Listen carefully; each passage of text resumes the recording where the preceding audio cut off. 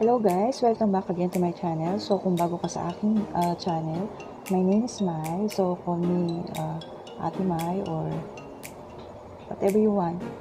So yung Devera is yung aking family name. So again, welcome back. Ngayon gagawa ulit tayo ng another tutorial. So kung obvious naman doon sa ating title na Pink Dolly Eyes, Pink Dolly makeup tutorial. So, lahat puro pink. So, as you can see, at sa ating susunod na mga video, mapapansin niyo puro pink yung aking ginamit na makeup. Hindi lang yung ating makeup. At the same time, naka-pink din ako na dress. Yung aking headband na ginamit kanina while I'm doing my makeup. So, yun. Medyo girly look tayo ngayon. Kaya, yun ang aking naging title na Pink Dolly makeup tutorial. So, wala nang paligid pa, so let's get started.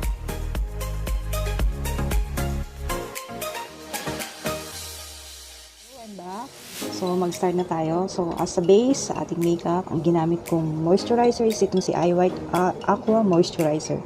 So medyo matagal ko na hindi na siya nagagamit. Then as a primer, ang ginamit ko is itong si Maybelline Baby Skin for Eraser. So all time favorite. Then, sa aking kilay, I used this Make a Brow by Details. So, medyo ayusin lang natin. Parang hindi pa siya ganun ka-detail. So, nagamit din tayo ng EOS para sa ating lips for preparation. Kasi medyo dehydrated ako. Hindi ko alam bakit.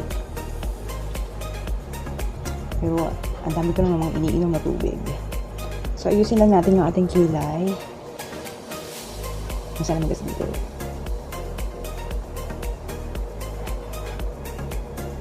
So, wala pa tayong foundation. Ayusin ko lang ating itong kilay. So, obvious naman na pink yung ating damit. At try natin makuha yung pink doll eyes na ating kokopyahin. Papakita ko na lang yung siguro yung makeup looks na gagayahin ko. So, ayan. So, punta na tayo sa ating foundation. So, ang gagamitin ko is itong si Maybelline Super Stay Full Coverage Foundation. So, pink. Pili na tayo sa haka.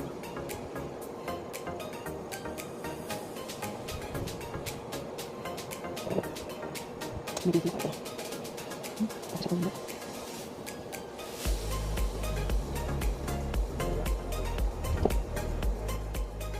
Yan. So, ang gagamitin naman natin concealers, itong si Maybelline Ace Rewind Erase Dark Circle in a shade of medium.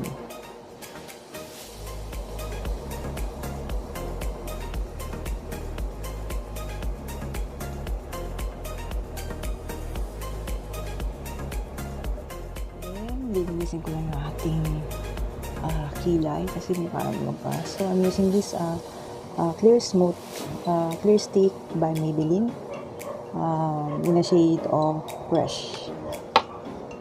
So, kukuha lang ako ng medyo maliit na brush.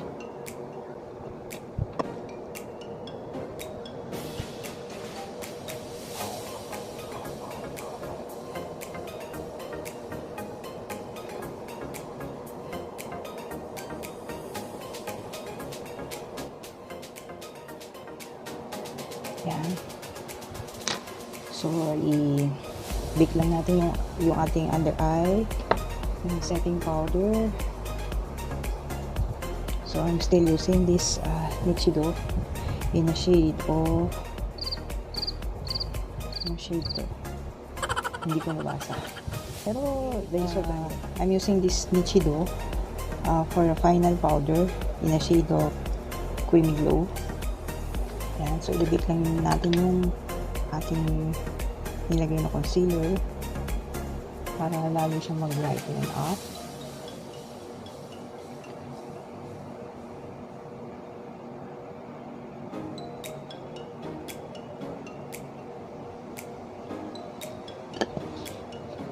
So, yan. Then, punta na tayo sa eyes. So, I'm using this eye primer by Essence. Ito siya. Kunti lang din. Kalat na natin. Ito yung mag-isipin ng base.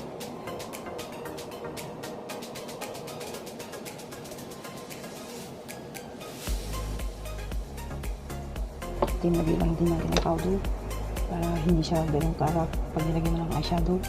So pinukulayin natin lang sa brush natin. Then dahil nasa pink eyeshadow, so gagamitin natin is itong yung aking blush on by Smashbox. Then ito siya. So naghahanap ako ng medyo mas lighter dito para gawin natin transition color sa ating mata. Kasi medyo dark na ito eh.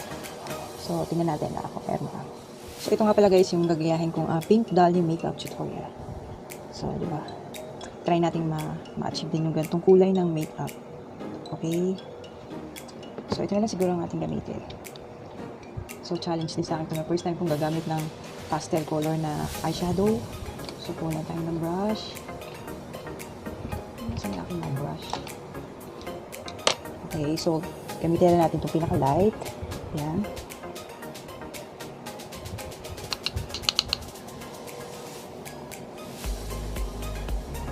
Kinakabahan ako. Kasi syempre, morena ako. So, hindi ko alam kung babagay sa akin itong kulay na to.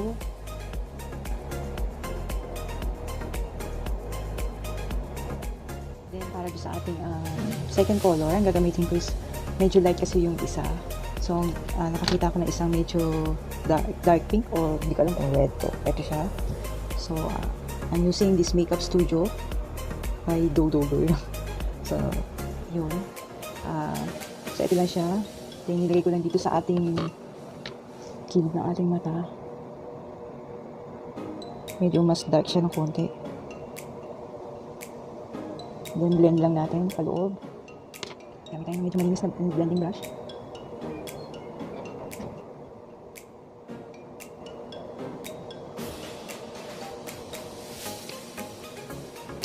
Then, para doon sa ating center, para doon sa ating eyelid.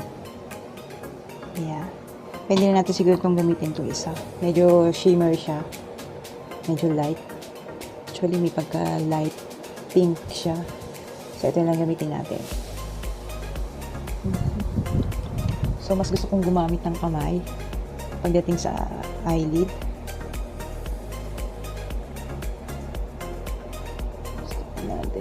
So, ipat-pat lang natin sa center, from inner to center. Yan.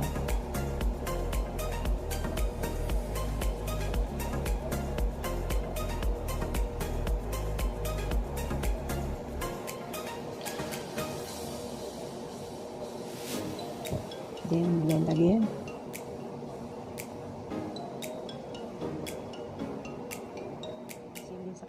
So, ipa-fast forward ko na ito.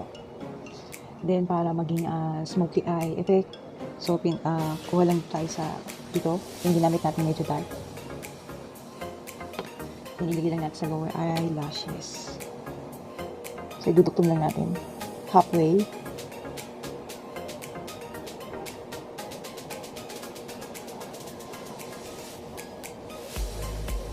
Yan. So, kasi may changes sa kabila. Kabila side. Halfway lang din. Konti lang natin.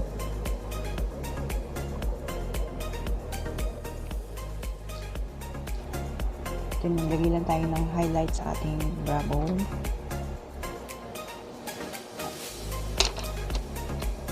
So, ang gagamitin ko is itong highlighter sa Makeup Brow Details, itong white.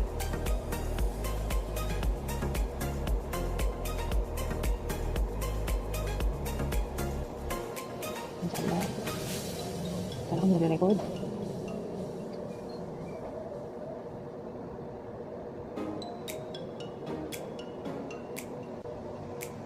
So, ito rin yung gagamitin ko sa ating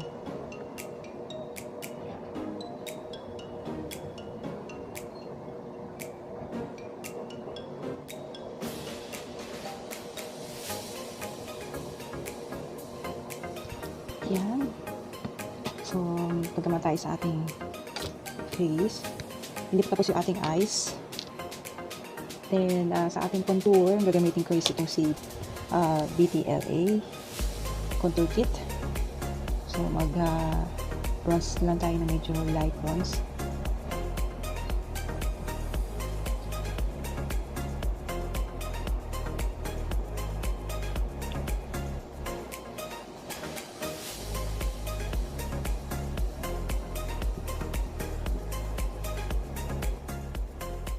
So, may nakapangalan naman siya. So, ang gamit is itong lighter bronzer.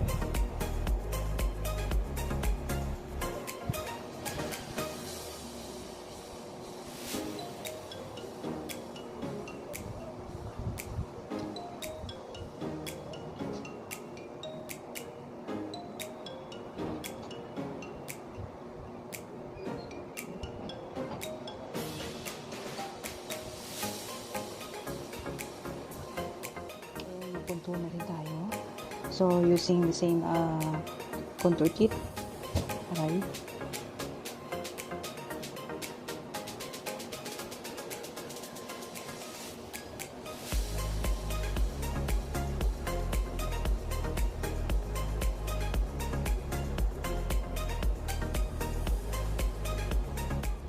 Then, same blush color na gagamitin ko is itong mas light.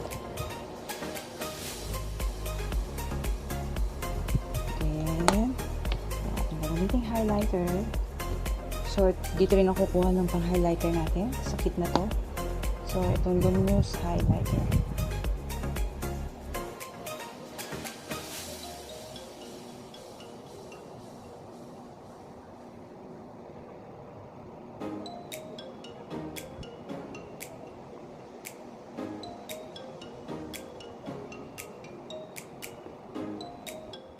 Maglagay lang ako ng eyeliner tsaka falsie bago tayo maglagay ng lipstick. Okay, so fast forward natin ito. So nagsuot lang ako ng contact lens. Then naglalagay lang ako ngayon ng eyeliner using this LA gel eyeliner.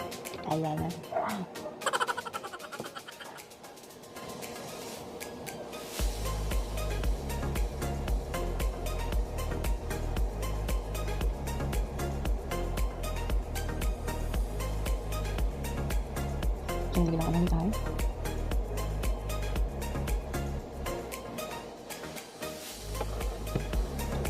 Then, maglalagay lang ako ng white eyeliner sa halfway lang din para lang maging ay tingnan yung ating mata.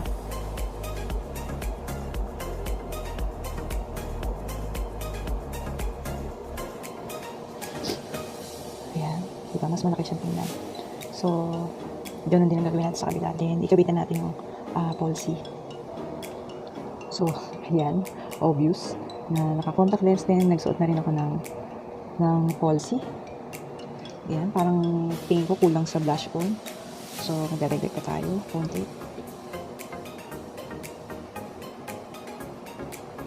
O, dahil sobra lang sa ilaw, kaya hindi na anong kita yung blush on ko. So, maglagay na rin tayo ng highlighter sa ating corner, GI. Yung ito. Ayan, then last, yung ating lipstick. So, I'm using this, as of now, favorite lipstick ko is itong Honey Lapper by Max Factor. So, very light, nude color na kulay medyo pink, pero nude color siya.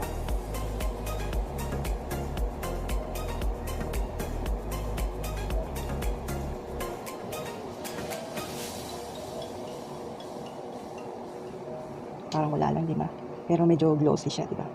So, gusto kong patungan siya ng ibang color. Tingnan natin.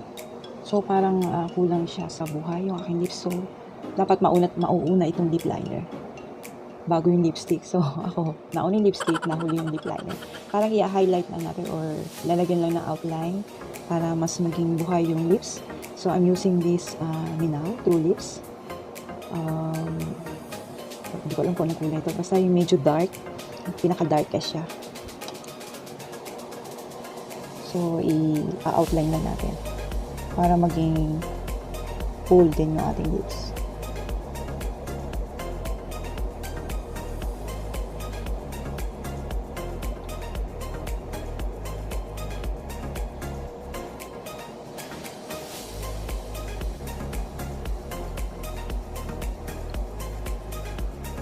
So, sa labas, medyo dark. Then, sa loob, yung ating nilagay na lipstick na light.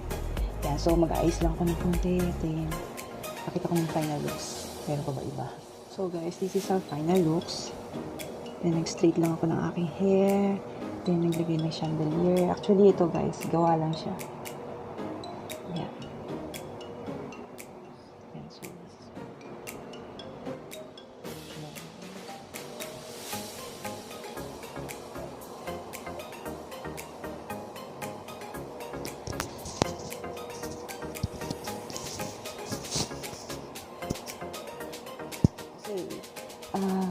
kung nagustuhan niyo itong tutorial na to, please don't forget to subscribe, like, and share this video. Then, kung may mga question kayo, suggestion, don't forget to write down below yung mga suggestion. Yan. Then, please follow me on my Instagram and Facebook. Actually, may fan page po ako, so hindi po palang na-update. So, I will let you know kung pero i-check nyo na rin yung aking fan page. So, ililink ko na rin dito.